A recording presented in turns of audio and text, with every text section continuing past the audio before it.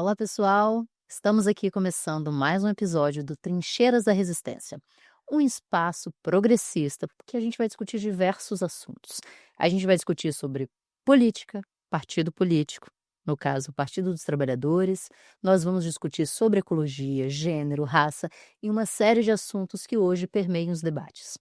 E hoje, para inaugurar esse espaço aqui, a gente estamos na Casa GOG, então para inaugurar o espaço na Casa GOG, onde fomos muito bem recebidos, né, agradecer ao GOG, agradecer ao Lucas por toda a recepção. A gente vai conversar aqui com 2 pessoas que são extremamente importantes no processo interno do Partido dos Trabalhadores. Estamos passando por um momento agora que é o PED, Processo de Eleição Direta, que é um processo interno de escolha dos seus candidatos. E aqui comigo tá a Carol e o Pedro, que foram 2 candidatos disputando aqui o PT Plano Piloto, ou o PT Brasília, né, que é o nome original dele e é uma das zonais municipais mais importantes do país.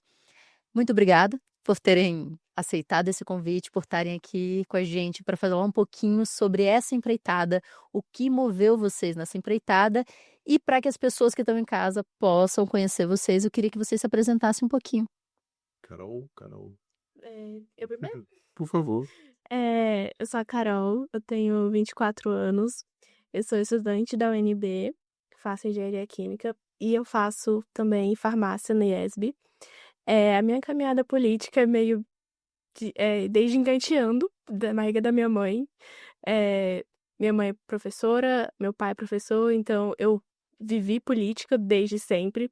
Pais marxistas, então política era assunto de almoço em casa, então acho que é isso, assim, eu gosto muito de conversar sobre política, de pautas, né, diversas, e acho que a minha apresentação é essa.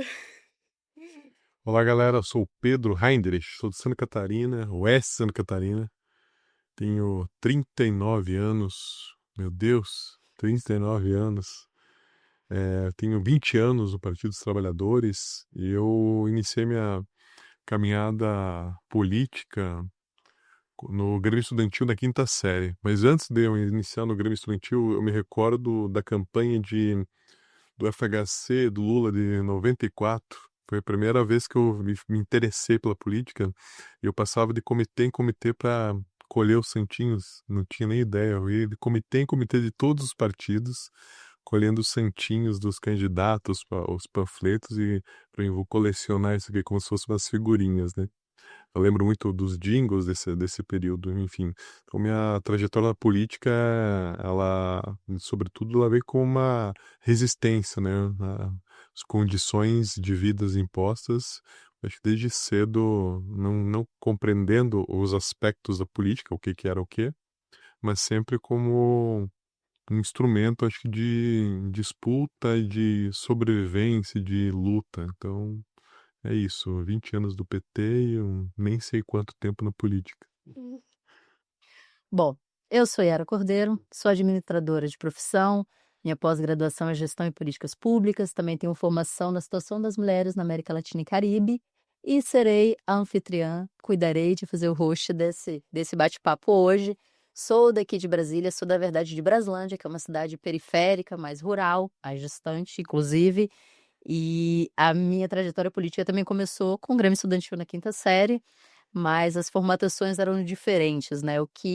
O acesso ao plano piloto, o acesso a Brasília era uma coisa muito distante quando eu era criança. Brasília ficava num outro plano, né? E é muito importante ver como as nossas trajetórias acabam se somando, porque eu acho que o Partido dos Trabalhadores ele é feito nessa comunhão de várias pessoas que pensam em políticas públicas que ajudam todas as pessoas. Então, da onde eu vim, eu jamais pensei em estar nos lugares que eu estou. Sou assessora da bancada feminina na Câmara dos Deputados, então eu jamais pensei em acessar aquelas pessoas, aquelas figuras, aquelas autoridades, porque eu era filha da empregada. Então, isso era um sonho muito distante. Então, eu acredito que o partido traz um pouco disso. Você é um militante que está na base, que tem diversas trajetórias, pode ter começado na barriga ou não, mas de alguma forma você sabe que o que você está levando ali para dentro e está trabalhando como uma trajetória individual não é só sua, não é individual de fato, ela é coletiva e é para uma transformação da sociedade. Então é um prazer estar com vocês, é um prazer entender um pouquinho, né, de como vocês entraram nessa conjuntura política. E eu acho que falando um pouquinho mais especificamente do PT Plano Piloto, do PT Brasília, eu queria que vocês comentassem um pouquinho sobre a importância do PED, a importância desse processo interno de votação e por que colocaram o nome de vocês para essa disputa. Começa, Farol? Pode revezar, você pode começar agora. Bom, bom, a ideia do PED é uma preocupação que eu tenho constante com o Partido dos Trabalhadores, né? Nesses 20 anos que eu estou no PT, logo no início dessa trajetória, eu já me envolvi com o PED. Eu me recordo da filiação, eu tomei a decisão no dia da cassação do Zé, foi no ano seguinte nós já tivemos um PED, sobretudo porque o PT ele teve a direção, né, teve problemas e foi chamado um PED extraordinário, né, eleições extraordinárias, e eu já participei dessa primeira eleição. Então sempre como uma preocupação que o partido precisa dar continuidade, renovar sua direção, enfim. Aí a gente vinha discutindo, eu, um grupo de pessoas, Eduardo Araújo, sindicato, Iara, e uma série de companheiros, a gente vinha discutindo a importância desse próximo período, sobretudo porque a gente tem uma ideia, uma percepção que o partido, que não é uma nossa só, eu acho que é uma percepção bem generalizada, que o partido se afastou das bases. Ah, mas como assim? Quando a gente fala o partido se afastou das bases, é a direção do partido, né? Porque o partido é as bases, né? Então, a soma da militância que faz o partido, e o maior patrimônio é essa base. Só que existe, de fato, um deslocamento de contato entre essa direção e as pessoas que estão filiadas e querem produzir algum tipo de política. Então, a preocupação que nós tínhamos era muito em cima disso. Como que nós podemos intervir nesse próximo período para fazer com que o Partido dos Trabalhadores do Plano Piloto, PT Brasília, Pode continuar. o Plano Piloto, PT Brasília, consiga produzir políticas e consiga resgatar essa militância, consiga criar alguns espaços de convivência, aumentar os espaços de convivências que a gente tem. E por que o Plano Piloto? Para mim, ele é o segundo PT mais importante do país. E que esse PT seja, por conta do Partido do Distrito Federal, acaba que o PT como um todo no Distrito Federal, todas as suas camadas, o PT Brasília e todos eles, passam por um isolamento por fatos de disputas políticas ou falta de política, enfim. Eu acho que são vários os motivos, e eu gostaria de contribuir muito para romper esse isolamento do Partido dos Trabalhadores, tanto do ponto de vista com a direção nacional, como a intervenção com o governo, de apontar algumas coisas que são necessárias, e também de fazer com que esse PT, essa parte estrutural, essa camada direção, né, se tornar um dirigente novamente, para que eu possa levar o PT de volta para o território. Eu acho que eu tenho convicção nessa tarefa, acho que posso contribuir muito com isso, então a ideia de ser candidato se deu muito nessa construção de resgatar o PT e levar ele de volta para aqueles que são merecedores e aqueles que constroem o PT, que é a base. Ok. E Carolzinha, como se deu esse seu envolvimento com o PED? Colocaram o nome para disputa, né? Sim, então, antes eu não era muito ligada ao PT, sim. Eu era filiada, eu me filiei acho que com 16 anos, mais ou menos por aí. E aí, eu tinha aquela coisa de escola ainda, né, de não saber ainda que lado ir e que lado surgir. Mas eu sempre fui muito ligada às pautas sem saber que isso era política, né? De não saber que ser mulher no país é ser um ato político, sair de casa todo dia. E quando eu pensei, né, no PED, quando minha mãe me explicou o que era e como é que era, eu falei assim, caraca, tipo, isso pode ser uma oportunidade de trazer a juventude de novo, de mostrar que o PT não é esse partido de velhos que comandam o país. É a gente que tá lá, que a gente tem que ir pra rua, a gente tem que fazer manifestações, a gente tem que botar a nossa voz lá. A gente tem que mostrar que a gente também tá aqui, que a gente também está, a gente tem que ser a nossa resistência. A gente não pode deixar só no comando de outras pessoas, de só votar de 4 em 4 anos, né? A gente tem que ser a nossa própria representação, né? Acho que quando eu pensei nisso, eu pensei, quando botei o meu nome, né? E a mãe falou assim, olha, você podia tentar, você é jovem, você tá caminhando, né? Assim, eu tentei me politizar sem minha mãe, sem meu pai, né? Que foi uma tarefa meio difícil. Por eles, assim, eu acho meus pais muito, muito inteligentes, né? Eles são minhas referências, assim, então é muito difícil não ter eles como uma base, né? Claro. Mas eu tentei, assim, né, seguir os meus próprios passos e minha mãe falou assim, olha, tenta, se você quer seguir, né? Por que você não tenta? Eu falei assim, vou tentar, mesmo não sendo uma pessoa tão experiente politicamente. Eu consigo entender, assim, a realidade, o dia a dia de jovens que têm que pegar um ônibus, que nem você falou, na UNB tem muitos jovens, né, que vêm de Brasilândia pro Darcy, muitos, assim, eu tenho uma amiga que mora no Riacho e ela ia todo dia pra UNB, Darcy, à noite, então é uma realidade, assim, que a gente vive muito e não tem essa maneira de expressar, né? E eu sinto que depois de 2018, vem surgindo essa parte de apolítica. Eu sou apolítico, eu não. É uma grife, né? Nova. É isso, exatamente. E aí eu sinto que isso não é. Gente, assim, tudo é política. Você existir é política.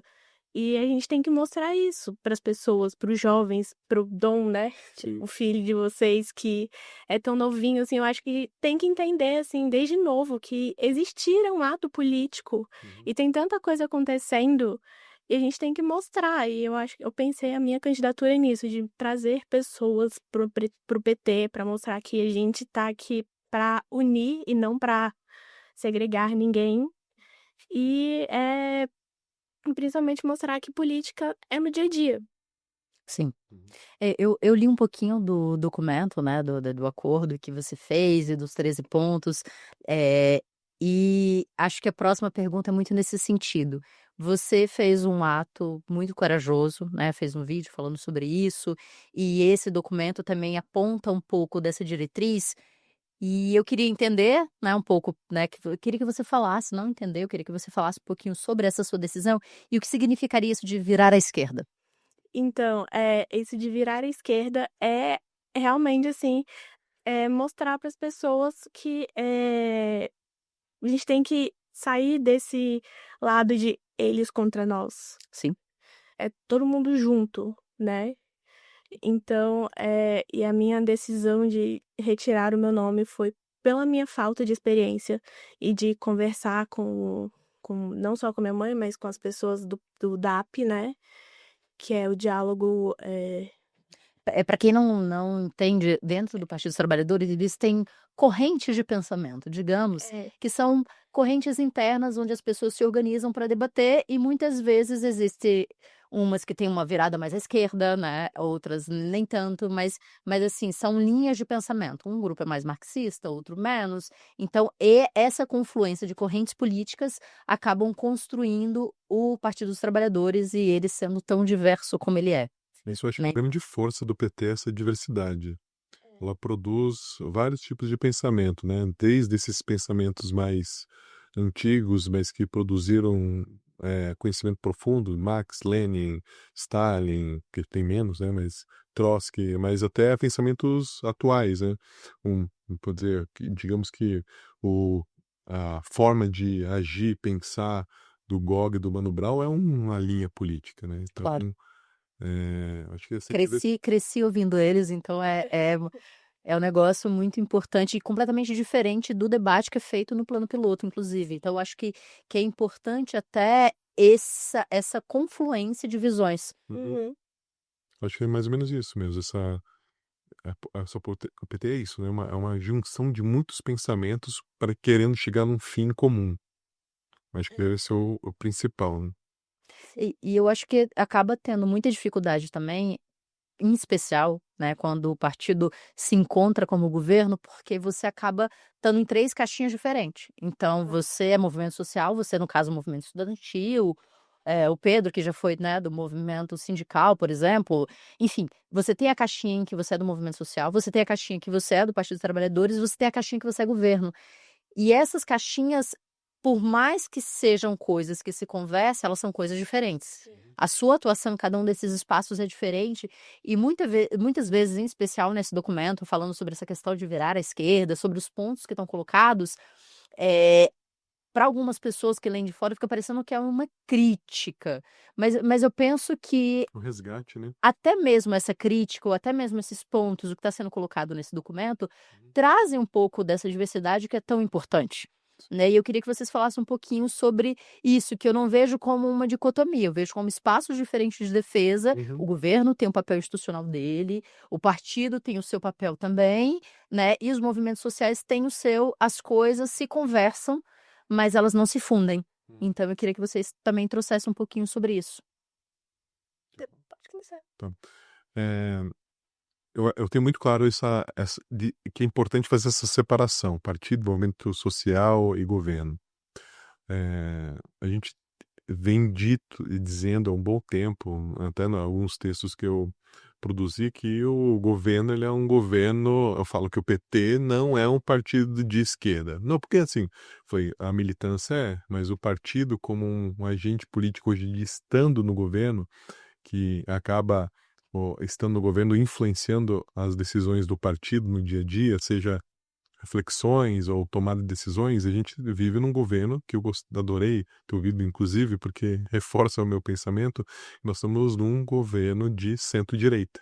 Como sim, absurdo, o PT ganhou, sim, a potência do presidente Lula, dessa expressão política gigantesca, a maior expressão política que nós temos no país, ele aglutinou todas as forças para que a gente pudesse chegar nesse momento que estamos hoje. Mas eu tava no caminho para cá, estava escutando o podcast dele com o Mano Brown, peguei o comecinho, por exemplo, a gente conseguiu só aprovar, eleger 70 deputados, 9 senadores, e com isso não é possível você avançar. Então, essa conjuntura de ter que fazer uma política de aliança profunda com a maioria dos setores de direita e de um pouco de centro e muito de direita, produz um governo de centro-direita, porque nós somos minoria dentro desse governo. Então, o PT, carregar o PT pela esquerda, trazer o PT para a esquerda, inclusive contribui para o Lula. Se eles fazem pressão sobre algumas pautas que eles fazem pressão e eles estão defendendo os interesses deles, a gente tem que fazer pressão também, porque isso dá um equilíbrio na balança. Quando a gente não faz pressão, a gente deixa que o governo conduza sem esse tipo de pressão, inclusive não contribui para o governo Lula. Eu acho que cabe a gente fazer essa pressão de ir mais à esquerda, ajudar os movimentos sociais a se organizarem ou buscarem suas pautas para que essa agenda, movimento estudantil, né? Como é que a gente pressiona o governo a resolver o equilíbrio do investimento na educação, que não conseguiu até dos valores de 2019. É com pressão. E talvez não é pressão dentro do Ministério da Educação, porque isso é fato que a gente quer, o PT, o governo, o central ali, quer dar mais investimentos para a educação, mas é a Câmara. Ou a pressão tem que ir direto para os deputados. Enquanto esses deputados não serem pressionados, incomodados da sua vida particular, não tem como a gente ajudar o governo a virar à esquerda também. Se a gente precisa virar o PT, à esquerda, para exatamente pressionar um governo a virar à esquerda e representar aquilo que a gente elegeu, né? A gente elegeu o presidente Lula exatamente para isso. Eu acho que também é muito importante a gente pensar em não só segregar outros partidos de esquerda, porque, né, assim, tem muitos outros partidos que podem se somar a nós, né? Que nem estava vendo hoje mais cedo que o Boulos vai vir como ministro, secretário, alguma coisa assim. Isso está, na verdade, isso está sendo ventilado já tem alguns meses, não vou nem dizer Sim. semanas, mas de meses. Então, eu acho importante isso, né? Porque em 2022, assim, a gente fez essa. Lula, né? Assim, o partido PT fez essa aliança, né? Não, assim, para mostrar que a esquerda primeiro tinha que tirar Bolsonaro e depois que são planos médio, curto e longo prazo, né? Eu acho que talvez esse seja um ponto principal. Não necessariamente quem votou no governo Lula na última eleição são pessoas de esquerda, né? Claro que existe a grande maioria do campo mais progressista, que aí você junta todos esses partidos, mas eu penso também que existia esse sentimento anti-Bolsonaro. Uhum. Tem uma pesquisa recente, dessa semana inclusive, é, e é uma pesquisa recente porque esse tipo de oferição também é muito recente, das pessoas que se declaram petistas, né, e das pessoas que se declaram bolsonaristas. E meio que tá 35%, 35%. Então, hoje, as pessoas que têm a coragem de se declarar, ela tá igual, né? E eu não tô nem entrando esmiuçando no terraplanista, no que acende luz para extraterrestre ou para fogo para pneu. Isso aí, para mim, eu acho que é uma coisa muito mais. Não, já é um outro nível né, que a gente precisa pensar. Mas eu acho que essas pessoas, elas acabaram encontrando no discurso, né, bolsonarista, um discurso, né, de direita, todos os conservadorismos que elas acreditavam e que elas conseguiram colocar para fora. Então você tem a figura da Constituinte 88, que rompeu um processo muito duro no país, e os constituintes imbuíram na Carta Cidadã esse desejo de uma carta ser mais cidadã, mais progressista, né, que unisse a América Latina, em que os partidos representassem essas partes da sociedade e não que fosse essa fragmentação que a gente vê hoje, com mais de 30 partidos colocados. Mas, em especial, a gente vem assistindo no último período uma cristalização dessa dicotomia. E não é uma dicotomia tipo Lula versus Bolsonaro. No Bolsonaro não sendo candidato, uma outra figura da direita vai surgir com esse apoio e vai levantar essas mesmas bandeiras que as pessoas acreditam. Então, eu acho que também, e a minha pergunta para vocês é nesse sentido, a partir disso que está sendo colocado, em especial aqui em Brasília, né, no PT Plano, que é uma área central, economicamente, né, ativa, que tem muito recurso, com muito servidor público, né, de que maneira também que vocês pensam nesse debate para trazer essas pessoas para dialogar sobre o futuro da cidade que a gente gostaria, né, sobre esse não só um governo de esquerda, de direita, mas para além disso, o modelo de sociedade que a gente acredita, né, um modelo que pensa em justiça climática, um modelo que pensa no combate ao racismo, um modelo que pensa nos jovens, inserir esses jovens para que eles não sejam jovens nem, né? De que maneira que a gente constrói essa sociedade que seja uma sociedade ampla. Porque por mais que o governo Lula seja um governo de esquerda, eleito, né, por um partido de esquerda, nessa composição, como você colocou, Pedro, ele acaba tendo que compor com uma máquina que já está instituída, que é uma máquina muito mais à direita, e você faz concessões e tem pressões do Congresso. A gente vê toda semana uma pressão diferente por conta de emenda, por conta disso, daquilo outro. Então, como é que vocês pensam o Partido dos Trabalhadores para essa massa que precisa voltar a debater, se encantar com o partido e virar de fato à esquerda? Como é que vocês pensam que deve ser o diálogo com essas pessoas para que elas pensem coletivamente um modelo de sociedade? Assim, eu lembro da pergunta no debate que a gente teve, né? Que aí a pergunta foi pra mim, assim, que depois, assim, no carro, eu falei assim, ai, meu Deus, eu podia ter falado disso, disso, disso, né? A gente lembra depois. A pergunta era como é que a gente ia conversar com os evangélicos, né? Aí eu, assim, no carro, falei assim, nossa, tem tantas maneiras, assim, que eu podia ter falado de outra forma, mas destrinchar mais a minha ideia, né? Eu acho que vai muito do que eu falei também, assim, de a gente realmente escutar quais são as demandas, quais são as dificuldades, quais são os problemas, assim, não só assim, ambiental, tipo, país, não. Qual é o problema da sua rua hoje? Qual é a sua dificuldade para ir ao trabalho? Assim, eu tenho uma amiga minha de faculdade que ela esses dias passou literalmente mal, quase desmaiou dentro do ônibus, porque ele estava entupido de gente. Então, como é que a gente vai poder, tipo, não ter essa qualidade de ela sair, tipo, do Paranoá, ir pro plano, sem passar mal, né? Com o mínimo de dignidade. Um mínimo de dignidade. Como é que a gente vai falar pro jovem que a gente não tá aqui pra atacar? Eu não tô aqui pra um jovem que cresceu na igreja evangélica, que veio nesse discurso bolsonarista, né? De primeira família, minha família, sou eu e depois os outros. Como é que a gente coloca no debate que o coletivo é muito mais fácil de ser resolvido do que um eu pessoal, né? Assim, um preconceito ele não é direcionado a uma pessoa. Assim, o racismo não é um racismo para uma pessoa, é toda uma população. É a exclusão de um grupo de pessoas. Exatamente, Como é que a gente vai falar que nazismo é errado para né? Assim, como é que a gente vai ter esse diálogo que já era para ser assim. Parecia que a gente não precisava. Exato. Que parecia que era um senso comum, mas a gente tá vendo que não é. Parecia que estava num livro de história. Sim. Então, eu acho que é isso, assim, a gente realmente escutar, né? E mostrar, assim, que a nossa cidade, assim, nossa cidade e o plano piloto. Eu acho uma cidade linda. Eu amo andar por Brasília, eu amo turistar em Brasília.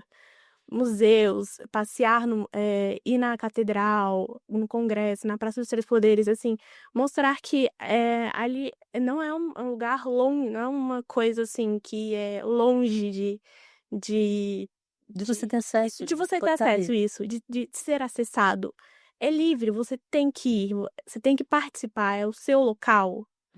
É isso, assim, mostrar, assim, sua dificuldade não vai ser ignorada e mostrar que a cidade tá ali para você. Certo, concordo. Eu vou nessa linha, escuta.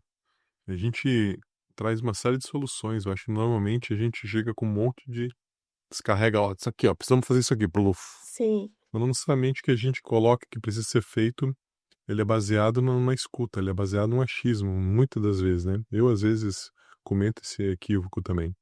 Então, acho que essa questão da escuta, escutar realmente essa população dentro desse nosso território, para que a gente possa, através dessa escuta, das suas dores, né, das suas lacunas, suas mágoas, enfim, apontar caminhos em conjunto, né? Esse território do plano piloto é um território que, para mim, também eu curto demais andar pela cidade, viu? Eu gosto de andar. Inclusive é um problema, porque eu gosto de andar. Gosto de andar. E tem pessoas lá em casa que não gostam muito de andar. Pessoas que têm pernas curtas que não gostam de andar tanto. Eu entendo essas perninhas gosto curtas. muito de andar. Então, Brasília é uma cidade linda mesmo, assim, é diferenciada. Todo mundo que tem a oportunidade de andar pelas ruas acha que é tudo igual, mas o Brasil é um parque a céu aberto, né? Mas voltando aqui no território, que é essa escuta, para mim, sobretudo, a Asa Norte, a UNB é o principal foco da gente atuar, né? Com uma escuta e proposição e presença, né? Eu falo que, digamos que a gente não produza nada, que a gente não avance nada, que ficamos estagnados onde estamos estagnados. Se a gente pelo menos ouvir, a gente está produzindo alguma coisa, porque nem ouvir a gente está ouvindo. Então, eu acho que isso aqui tu matou. Isso aqui, a escuta, ela é fundamental para que a gente possa apontar futuro. A gente quer apontar futuro sem saber o que as pessoas estão querendo, estão precisando, aí Sim. fica difícil, né? Acho que a parte da direita, assim, pegou muito isso de escutar, né?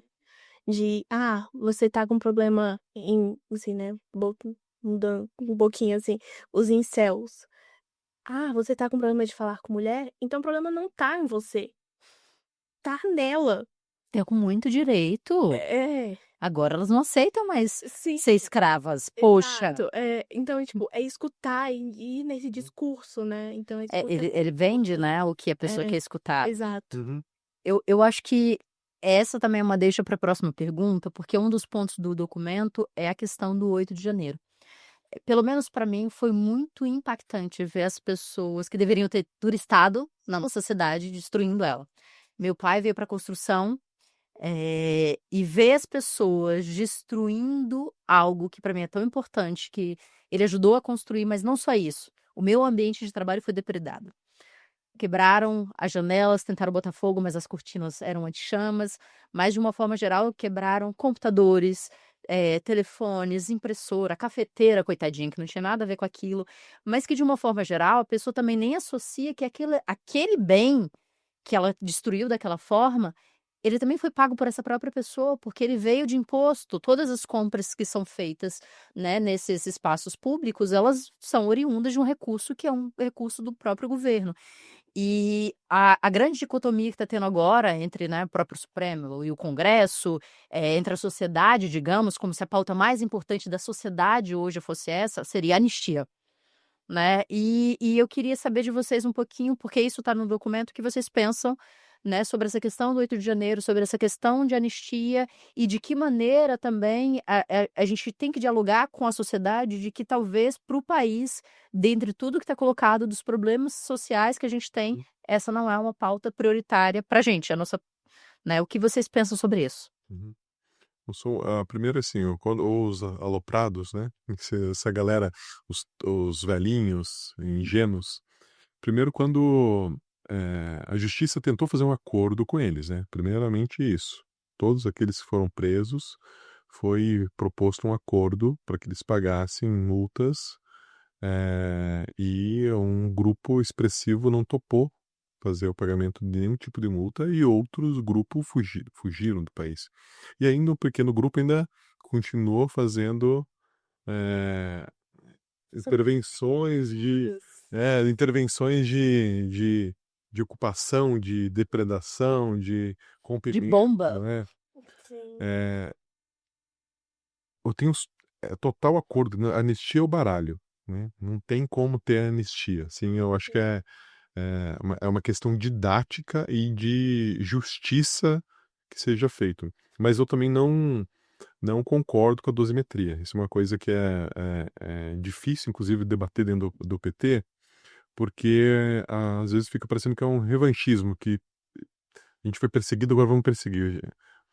Não cabe à esquerda fazer esse tipo de coisa. A esquerda, ela tem um papel de ser central, de fazer o que é justo, né. Eu acho que a dosimetria, na minha opinião, está um pouco equivocada sobre algumas penas, mas sem sombra de dúvida não pode ter nenhum tipo de anistia para essas pessoas. Por óbvio, essa vai ter o que eu entendo, vai ter uma concertação, está caminhando para a concertação, para que não tenha anistia, mas que se mude a lei, né, dizendo que esse tipo de ato seja enquadrado num outro tipo de pena, para que essas pessoas sejam soltas e a agenda mude, né. Então acho que a a gente vem escutando isso no corredor, é pauta em muitas mesas nos restaurantes, nos bares de Brasília, que caminha para um acordo para que não é pacificar o país, mas é para que essa turma de bolsonarista pare de ou diminua esse ímpeto de atrasar o desenvolvimento do país, atrasar a agenda do legislativo, né. Mas sem sombra de dúvida não tem como ter anistia, não existe esse tipo de coisa. É didático, né? Didático. Não tem que ter anistia, basicamente. Tá. Não era uma idosa ali, gente, pelo amor de Deus, eram Não, até criminosos, então tem que pagar pelo crime, então. é porque você não vai visitar uma cidade e de repente você começa a depredar ela, você não vai, Sim. sei lá, para nenhuma capital do mundo, e você chega lá e fala: "Puxa, a Torre Eiffel, por que não jogar uma pedra e destruí-la?" Por que não gravar no TikTok, fazer uma live para os É. meus amigos da minha cidade, Eu quebrando eu acho que esse tudo? é um ponto importante, né, e eu acho que essas pessoas também acabaram sendo levadas diante de um discurso que elas acreditavam que o que elas estavam fazendo era certo.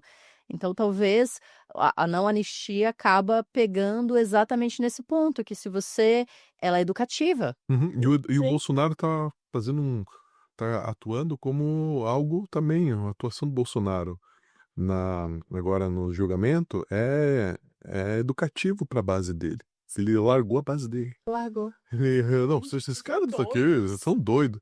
Cara, isso eu adorei esse tipo de coisa do Bolsonaro, Eu porque é educativo para a base dele Sim. e de uma covardia ali. Como é que eu uma queria covardia. ter uma base que depositasse 17, 18 milhões, assim. Pra mandar o meu filho pra outro país. Não, ele quer muito estudar em outro país, então eu ajudaria bastante.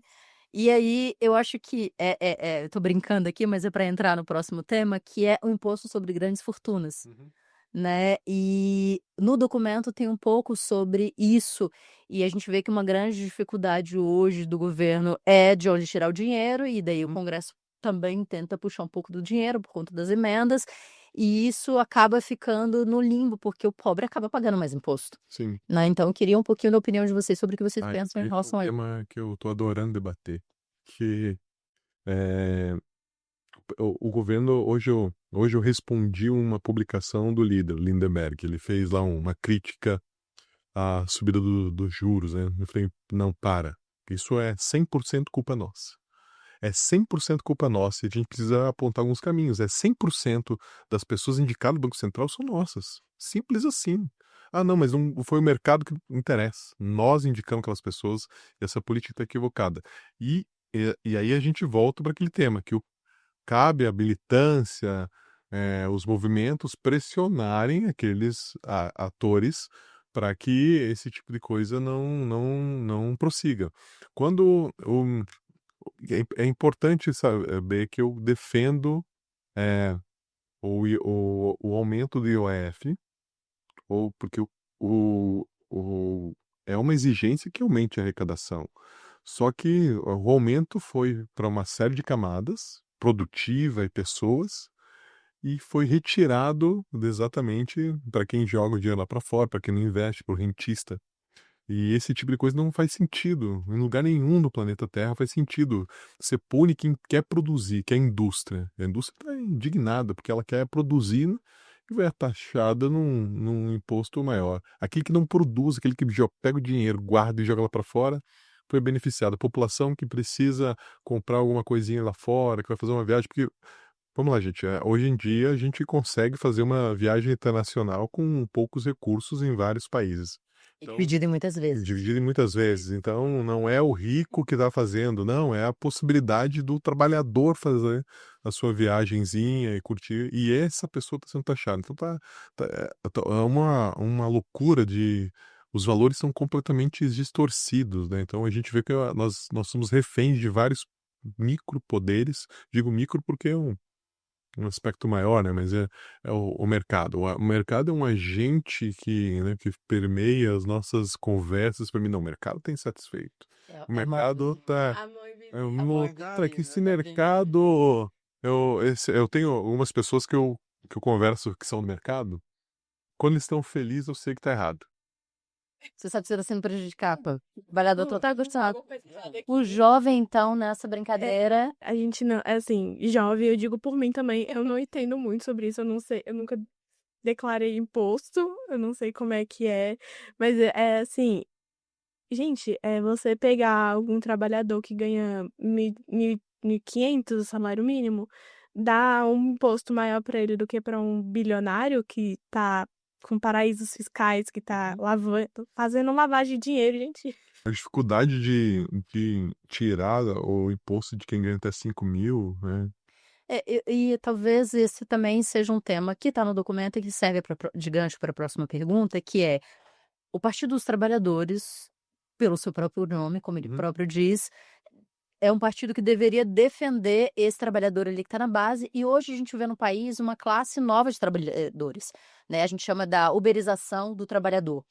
E o documento fala um pouquinho sobre essas leis municipais de ponto de apoio para os entregadores. Porque, querendo ou não, hoje você é Uber 99, é uma série de coisas, e as entregas e tudo mais. E esse é um trabalhador que está precarizado. E na juventude em especial, no meu filho brinca muito com isso, né, se mostrar uma carteira de trabalho, ele sai correndo. Foi feito um discurso para esses jovens de que CLT é ruim, de que o direito trabalhista é ruim. Então, por exemplo, essa uberização, quando a gente trata sobre isso, é no sentido de que esse trabalhador hoje, ele fala: "Não, mas eu tenho meu próprio horário, eu faço a minha própria carga", mas ele está completamente precarizado, porque se ele bate aquele carro, por exemplo, ele não vai ter nenhuma assistência, ele vai ficar esse tempo fora, né, sem nenhum recurso, e se ele sustentava a família vai ficar desassistida por um tempo. Então, eh, não só esse ponto que está no documento de vocês, mas como vocês veem hoje esse novo trabalhador, esse distanciamento que ele vê do partido que deveria representá-los de uma forma geral, e de que maneira que vocês acham que é possível dialogar com essas pessoas e trazê-las de novo para debater sobre isso, sobre a precarização do trabalhador, sobre a importância de leis que protejam, né, esse trabalhador e essa série de temas que estão colocados sobre isso. Eu acho que esse ponto da uberização e mas veio depois, né? Antes veio assim, eu sou autônomo, eu sou um profissional autônomo, né? Autônomo, empreendedor. Empreendedor. Veio muito assim com esses quotes, né? Sim. E aí, assim, 2014, 15, veio muito em 2018 também, né? Ficou muito grande esse discurso. E aí, assim, a gente conseguiu ter alguns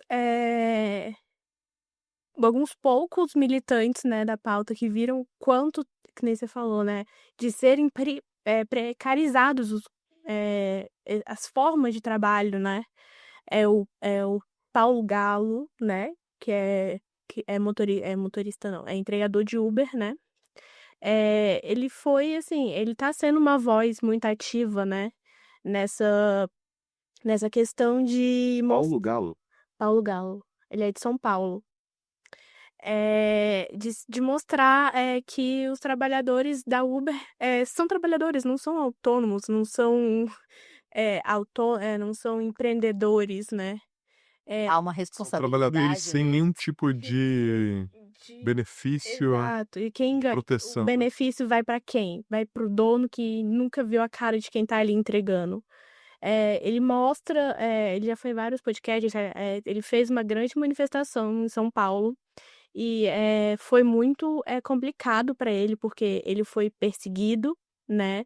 A família dele foi perseguida também. Ele teve uma prisão muito hostil, né? Em São Paulo, ele ficou um tempo preso e lá dentro, os presos, em vez de também hostilizarem, eles queriam conversar com o Paulo, eles queriam entender o que era o trabalho, assim, falar assim, e aí, por que que você tá aqui? Mano, qual é que tá pegando, mano? E aí que nem você falou do CLT, né, assim, essa brincadeira de falar assim: "Ai, meu Deus, CLT", meu, vem muito disso, né, quem estava lá queria conversar com o Paulo e o Paulo explicava: "Gente, é que nem a gente estava falando da escuta, né, o Paulo, ele viveu, ele escutou, e ele estava conversando com as pessoas, com os trabalhadores, com, motoristas de Uber, com entregadores, de mostrar que, não é né, é justo, é o mínimo você ter um local para você encher sua garrafinha de água, você ter um local para você Cadê usar banheiro? exato, para você,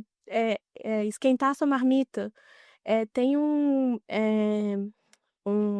documentário no YouTube que mostra como é que é a rotina de um entregador de Uber. Foi até que nem a gente estava falando, Santinelli, que ele divulgou esse documentário e ele mostra, assim, um dia de um trabalhador, ele mora numa RA, não lembro aonde era, mas ele fazia entregas aqui em Asa Norte. No horário de almoço, ele não almoçava. Ele tinha que estar fazendo entregas. Porque todo mundo almoça e desse Exatamente. é o horário que ele mais trabalha. Exatamente, é o horário que ele mais estava trabalhando. Então, não importa se tá chovendo, se tá Uhum. muito sol, não interessa se tá com calor, se você tá com frio, se você tá com fome. Se ele não trabalhar, como é que ele tem 2 filhas, então como é que ele ia levar o alimento pras filhas no horário de almoço, né, pra elas almoçarem? Como é que ele ia pagar um tênis novo pra filha se ele então Para. exato. Então, se a pessoa Se para e ele não tem condição de pagar suas contas, ele não é empreendedor. e teve essa pequena romantização, Hum. né, que hoje acho que as pessoas estão começando a entender que não é legal você ficar mais de 12 horas dentro de um carro ou em cima de uma moto, Não é legal você ter que pagar a sua própria bag para você fazer a sua entrega, ou você não ter como fazer a sua entrega, então você ter que alugar um patinete, uma bicicleta. Então você tá pagando, pagando, pagando, e como é que você recebe isso? E qual é o seu benefício, né, entre aspas, né? Porque não é um benefício. É um autônomo precarizado. Exato. Não é um empreendedor. O empreendedor, se ele parar de trabalhar, ele consegue pagar as contas dele um tempo. A partir Tem as do férias momento que se eu ativas. paro de trabalhar, já era. As contas não fecham. Então, eu acho que o PT também falha nisso. O PT não consegue ver algumas categorias. Não consegue ver o empreendedor, né, que quer empreender, mas que quer ter um pequeno comércio. O PT não olha direito para isso. As políticas de crédito não são suficientes. E olha que aumentou, né? Nós temos uma política de crédito para esse setor que aumentou, mas não consegue ver e não consegue atingir esse autônomo, né? Que é muito por falta de escuta. O PT defende muito a CLT. A CLT é importante de fazer defesa, mas é porque a nova geração não defende a CLT porque a CLT também é precarizada hoje. Os salários são tão baixos, é tão baixo o salário que tu não tem condição de progressão na sua vida. E Porque, as condições que dão, né? As condições é 6 por 1 e exato. é muito. É que nem você falou, é precário. A pessoa trabalha pra caramba numa CLT, sem condição de tempo, sem condição de progressão salarial e de carreira. Não tem como defender daí mesmo. Sim. É difícil defender. Sim. Até mesmo porque. E aí voltamos naquela questão da carga tributária. A carga tributária está errada. Tem que diminuir para setores do empreendedor, os pequenos comerciantes. Tem que ter uma diferenciação. Ela tem que ser em cima do lucro. Sim. Ela não pode ser em cima. Por exemplo, eu tenho um trabalhador lá. Se eu pago 1.000 para ele, não é 1.000 que eu tenho o meu gasto. Meu gasto é 1.900. Então, não é, essa conta não bate. E o PT não tem visto isso. Ou se tem visto, não tem feito debate. E se não tem feito debate, não está avançando. Então, Tem uma piada que circula na internet, que é o Getúlio, né, que criou a CLT e fez questão que a carteira de trabalho tivesse escrito 001. E é muito simbólico que o primeiro trabalhador do Brasil, né, o 001, tenha se matado no exercício da função. Porque é isso, você tem tanta pressão no seu trabalho que às vezes você não dá conta dele. Então, é uma piada, sim. óbvio, mas que reflete algo que é preciso a gente conversar. A precarização do trabalhador. E eu acho que a precarização do trabalhador e esse afã que a gente precisa ter dinheiro entra também um pouco na discussão sobre a inflação dos alimentos, que é uma coisa que pega muito o trabalhador ali na base, né? Essas oscilações, é óbvio que eu não estou dizendo que agora está mais caro. Ao contrário, né? Acho que o gás nesse governo está mais barato, acho que o arroz, uma série de alimentos estão mais baratos, mas estar mais barato não quer dizer que está acessível, né? E eu acho que a alimentação é o mínimo, uma alimentação de qualidade que o trabalhador precisa ter para que ele viva bem, né? Para que, inclusive, não tenha gasto na saúde ou se diminuam os investimentos na saúde, para uma série de outras questões, até mesmo para ele trabalhar melhor, né? Então, eu queria que vocês comentassem um pouquinho sobre isso, se for possível, e o que vocês teriam como propostas, né? Talvez as hortas populares, talvez uma coisa mais circular. A própria feirinha da Ponta Norte, ela traz um pouquinho isso, né, do alimento ali do produtor, então você tem um pouquinho dessa relação direto com quem é na base, e se vocês puderem trazer um pouquinho sobre isso, eu Eu acho que queria. o MST tenta fazer eu acho que é diminuir os intermediários, né? Tantos intermediários para um alimento chegar na ponta que todo mundo precisa ganhar um pedaço, né? Então, a Alacampra faz isso. A Alacampra tem muitos exemplos legais assim para serem estudados e seguidos. A Alacampra, por exemplo, ela tem ela vai até os produtores ligados a ela, ou não, mas sobretudo os produtores ligados a ela, e oferece o espaço. Por exemplo, tem uma sede eles chamam de não é núcleos de base, enfim, eu esqueci o nome agora, mas eles têm uns dentro de cada bairro, né? Eles determinam, por exemplo, aqui a Casa GOG, ela vai cuidar do território bem pequeno, em cerca de 1.000 metros para cada lado. Então, Seriam várias. teriam, por isso que tem várias, né? Várias unidades básicas da Alacampra.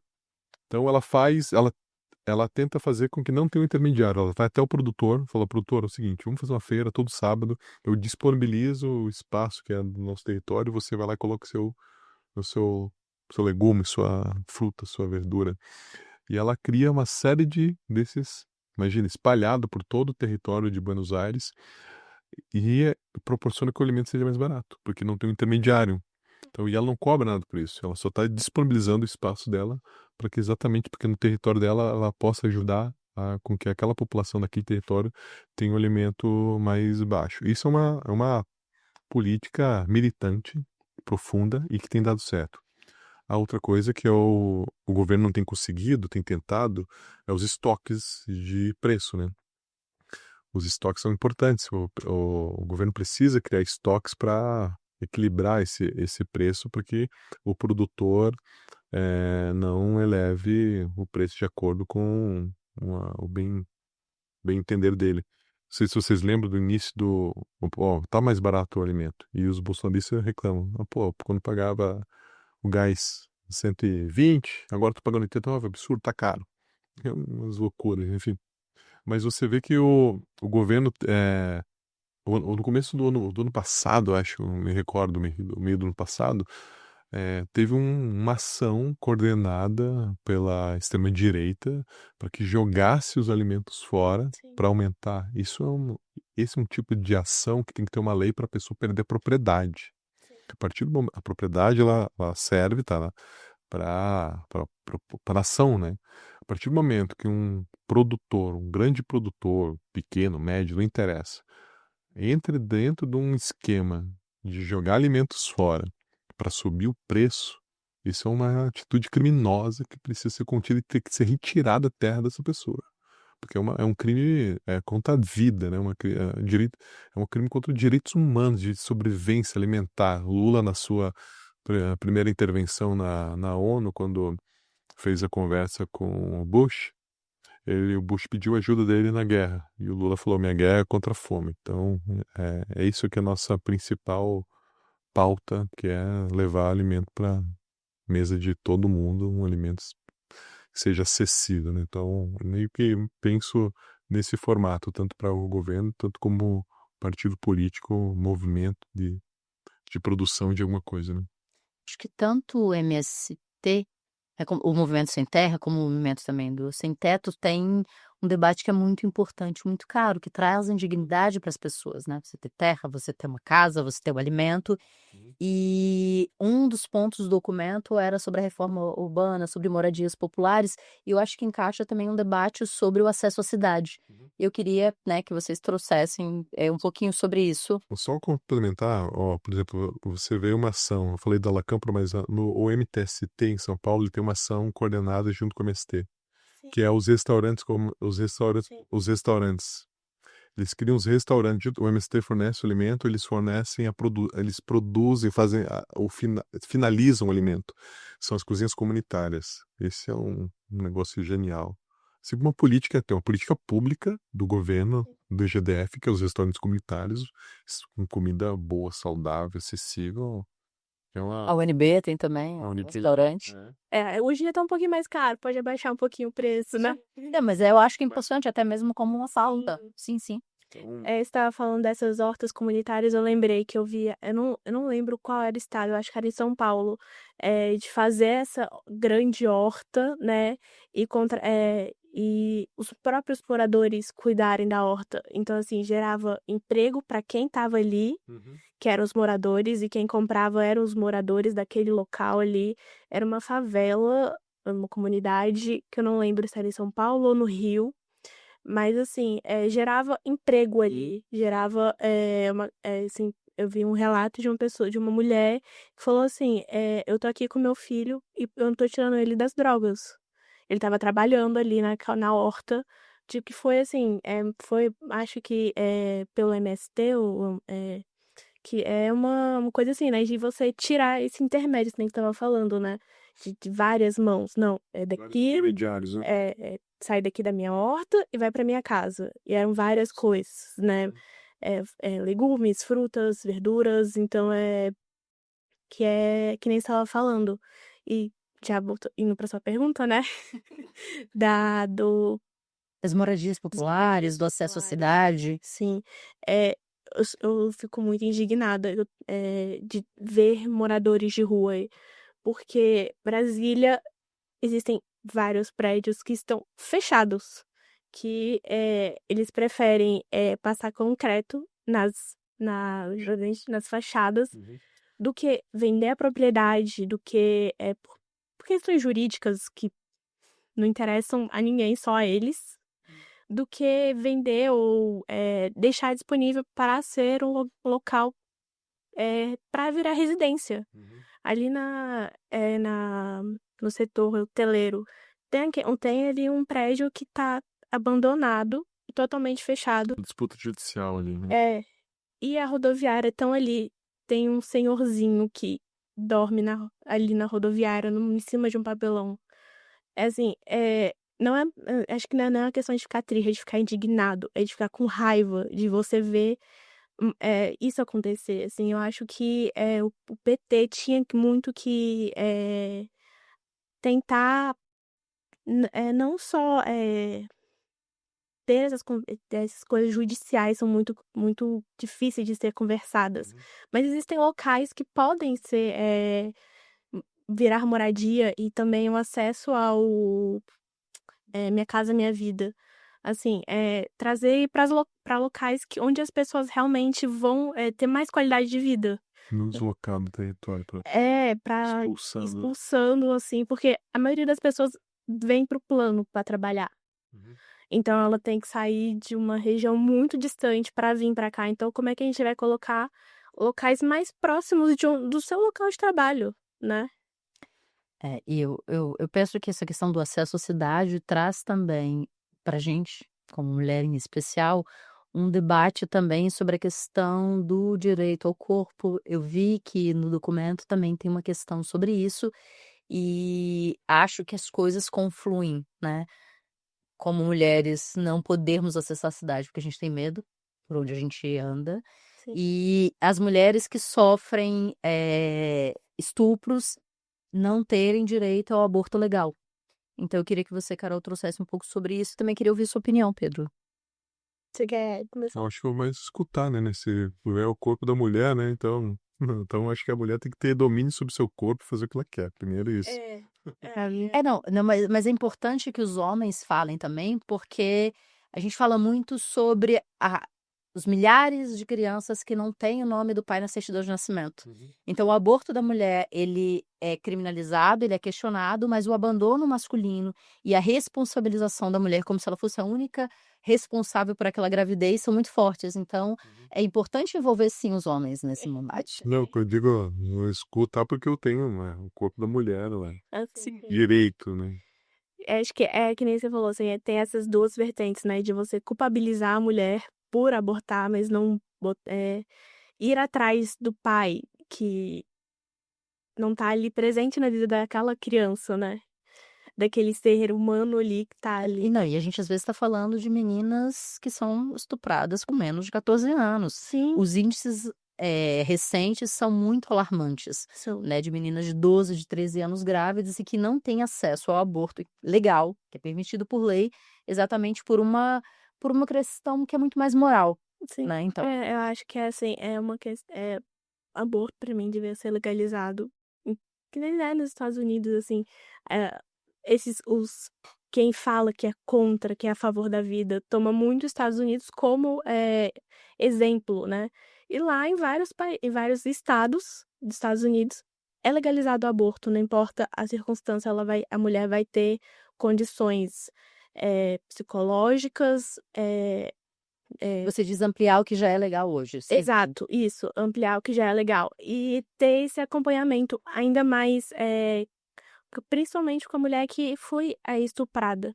Porque pra mim, nunca me aconteceu, eu não quero, né, que aconteça. Mas a mulher que foi estuprada e acaba grávida e ela se vê com. Obrigada a Obrigada a relembrar todo dia esse estupro. isso, e não ter um acompanhamento psicológico, de não ter às vezes até dentro de casa, ela é culpabilizada por ter sido estuprada. Sim. Então essa questão vai muito pra.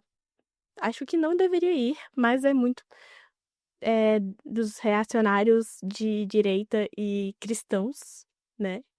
Que falam que tem que ser a favor da vida, mas assim que nasce, não é mais problema deles, não é mais problema do Estado. E aí fica com a mulher, que nem você falou, fica com a mulher criança, muitas das vezes, que tá ali tendo que lidar com uma outra vida sem apoio do Estado, sem apoio da família, sem apoio do pai, do genitor daquela criança também.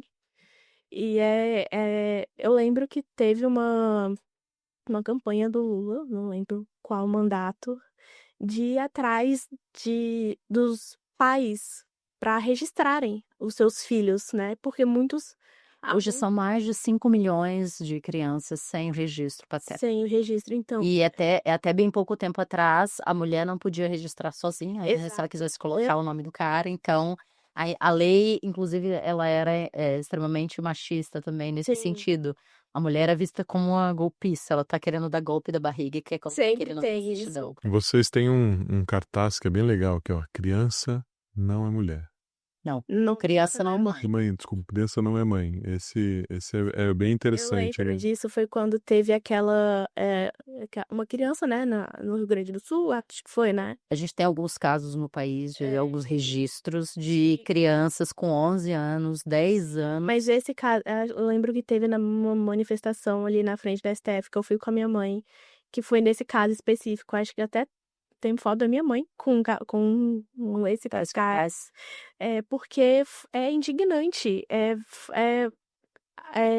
Irem fazer passeatas na casa da criança, ir atrás no hospital onde ela estava. Ela já está traumatizada. Sim. E ela ficou ainda mais tendo que relembrar, ser relembrada, na verdade, desse ato que não foi culpa dela. Que foi, né? Eu fui conselheira tutelar e a quantidade de casos que a gente atendia de abuso sexual, e a grande maioria intrafamiliar, é um negócio absurdo. Então, eu acho que para além do que a gente pensa sobre isso, Pedro, e talvez esse seja um compromisso que eu gostaria que você colocasse, né, nos teus debates, é colocar a responsabilização dos homens sobre esses temas. Sim. Sobre o aborto, sobre os cuidados, sobre a licença paternidade, porque acaba que a mulher fica responsável os 4, 6 meses e o homem, né, não contribui. Geralmente o homem tem, tipo, 2 semanas, né? São 5 dias. A gente tá agora com um debate, né? O Supremo determinou que a licença paternidade, ela precisa. A Constituição aprovou e nunca foi regulamentado. Então, são 5 dias hoje. Então, foi definido que o governo tinha 18 meses para poder regulamentar esse processo. E esse prazo vai acabar agora de 8 de julho. E esse prazo acabando, a definição do Supremo serão 4 meses, vai equiparar a licença maternidade. Né? E eu acho que é importante ter isso. A gente já tem algumas, a partir do projeto de lei, né, que a gente ajudou a construir no grupo de trabalho que a Secretaria da Mulher fez sobre o PL da licença paternidade, alguns órgãos já vieram se inteirar, a Conab, por exemplo, foi um deles, para que ampliasse de 5 dias para 1 mês, por exemplo, mas não no sentido de que o cara vai ficar em casa Ainda que coçando. Né? Na verdade, ele vai ter responsabilização sobre aquele processo com aquela criança. Sim, mas ainda que alguns pais fiquem, eu acho que é preciso ter. Porque tem outros pais que querem estar presente, né? Sim. Então, eu me recordo, eu tirei férias, faltei, emendei. Eu queria pra mim. Queria pra mim. Não, os primeiros anos, o cuidado foi todo do Pedro com nós. Se perguntar para ele hoje o que ele sente mais falta é desse processo integral que o Pedro ficava em casa cuidando, levando para a escola e arregimentando, porque isso também ajuda com que esses jovens entendam que não é responsabilidade só da mulher. Exatamente. Então, eu acho que o exemplo, ele arrasta. Sim. E aí você trabalhar isso com os homens, com os companheiros, com os colegas, né? E isso amplia o debate para muitas coisas, o combate à violência, né? O combate a uma série de direitos que as mulheres deveriam ter, ser equiparados, que hoje não são. Então, acho importante, né, o seu compromisso nesse sentido. Nosso tempo está acabando, mas eu tenho mais 2 perguntinhas, assim, bem rápidas para vocês, Tá feito o né? compromisso. Firme o compromisso aí, tá gravado. Vocês estão vendo, né? Tá gravado. Mentira, em casa ele sabe que se ele não tivesse compromisso em uma dessa, vai ser duro. Eu tenho mais 2 perguntas para vocês. Uma questão que talvez pareça que não faz parte de um debate de uma zonal municipal, Uhum. né? Mas é o não à guerra, que está no documento, que está com. E ali eu acho que esse debate é importante porque muitas crianças e muitas mulheres estão sendo assassinadas, Uhum.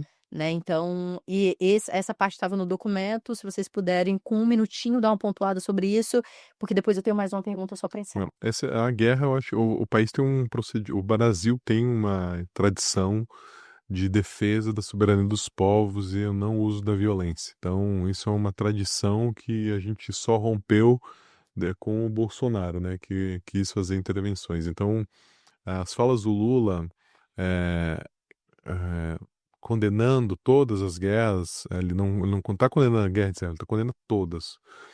A diferença de todas as guerras é porque o que Israel está produzindo é uma chacina, não é uma guerra. Eles estão produzindo o sumiço, desaparecimento, aniquilação de um povo. Então, não é uma guerra. Guerras acontecem sempre, sobretudo por uma questão financeira, mas Israel não é uma guerra financeira, é uma guerra do extermínio de uma população.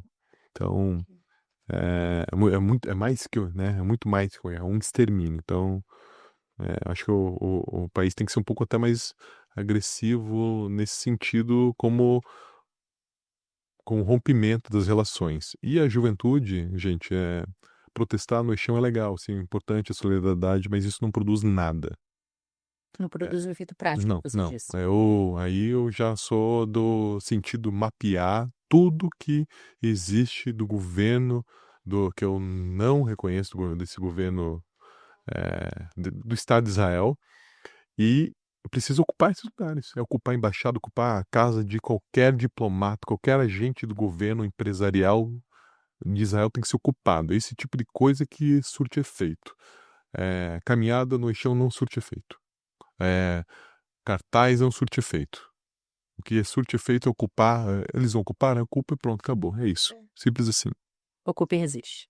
Exato. Acho que a minha linha de pensamento é igual à sua, assim, porque realmente assinar um papel, assine aqui contra a guerra. Como é que uma assinatura vai. Puxa, o governo vai chegar e falar: ó, ok, A Maria a Carolina tá aqui. a Carol assinou, vamos parar com essa guerra, gente. Sacanagem com a Carolzinha. Poxa, é realmente ir atrás. E assim, que nem quando a gente teve. Isso é responsabilidade da juventude. E quando essa juventude se organizar, que eu acho que é uma pauta que unifica todas as juventudes organizadas, pode chamar que eu tô junto. Sim, Com certeza. eu penso. Meu pensamento é igual ao seu, realmente, tipo, de pressionar e falar assim, gente, olha só, se vocês não acabarem, a gente vai estar aqui, a gente vai continuar aqui até acabar. Eu acho que um pouco dessa convergência do que vocês pensam acabou dando origem a esse documento conjunto e dessa sua sinalização em defesa da candidatura do Pedro, né? Sim. E acho um gesto, como eu falei para você, extremamente corajoso, né? Você é uma jovem mulher, a única mulher ali na disputa, fazendo um gesto, mas acho que essa confluência do que vocês acreditam se soma nos esforços. E última pergunta, né? Como é que vocês pensam em valorizar as estruturas de base? Porque um dos pedidos era para que a direção nacional fizesse isso, mas eu acho que a gente pode começar o dever de baixo, da instância municipal, para a gente ir para estadual, para ir para nacional. Como é que vocês pensam isso? E também se tem mais alguma coisa que vocês querem trazer para o debate, porque essa é a minha última pergunta para vocês, infelizmente. Então, a gente fala, a Carol falou, é escuta. Então, tá no território. Mesmo que não se produza nada efetivo de mudança, só o escutar já resolve muita coisa. Porque a gente tem perdido as pessoas por vários motivos, mas sobretudo porque não escuta, subestima a inteligência das pessoas, subestima a capacidade intelectual das pessoas, subestima as lutas das pessoas. Então, presença constante no território. Isso, a presença constante no território vai produzir um caminho que a gente precisa de unidade, mobilização e entrega. Eu acho que é isto. Assim, a minha retirada foi muito por eu ver que as minhas pautas estavam sendo representadas. Eu me senti muito representada com as pautas que você trazia e com as suas falas. Que nem a Yara falou, a gente realmente tem pensamentos muito parecidos. E é realmente isso, assim, escutar. Você não pode diminuir a dor do outro. Você, não é porque eu estou sofrendo que o outro não, a dor dele é menor. Sim. Então, realmente, assim, entender o porquê dele estar em um lado contrário, né? Sim. E realmente é isso, estar lá, conversar, entender e tentar ter uma conversa pacífica e não impondo os meus ideais e as minhas que eu acho certo no mundo. Olha, eu adorei esse bate-papo com vocês, achei uma conversa muito massa, muito esclarecedora em vários pontos. A gente não conseguiu trazer tudo que a gente queria pelo tempo mesmo, mas esse foi o Trincheiras da Resistência, né? Segundo Trincheira da Resistência, o primeiro aqui na Casa GOG. É o primeiro aqui na Casa GOG, então eu vou considerar como o primeiro, né? Porque esse sou eu quem estou comandando. Que ficou bem melhor, viu? Se passar. Não, eu acho que esse espaço é importante porque a gente insiste em sonhar.